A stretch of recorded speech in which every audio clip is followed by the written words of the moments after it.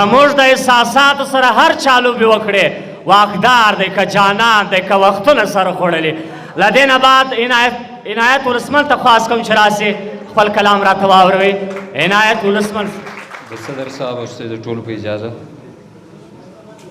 نظم دی هغه به درته ووایم. د نظم عنوان دی کني ورکېږو.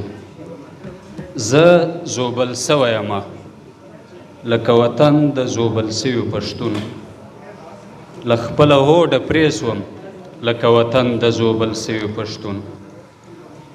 خپله خودي مې بایله لکه وطن د زوبل سوي پښتون. زه څومره ستړی سومه لکه له جنګه ستړی سوی پښتون. څومره مات یې کړمه لکه له جنګه وي مات سوی پښتون. پر هر یې کړمه لکه په جنګ کې پر هر سوی پښتون. چا فتواګر کړم فتوا لکه فتوا سوه مجسمه د بودا. لکه بوتان د بامیان لکه فتوا سوه مجسمه د بودا. لکه ځوړند و مشر لکه فتوا سوه مجسمه د بودا. خو خپله سوی نه یم ستا لاس د چا ظالم په دې کار کې. مات سوی خپله نه یم ستا لاس د چا ظالم په دې کار کې. ورک سوی خپله نه یم ستا لاس د چا ظالم په دې کار کې.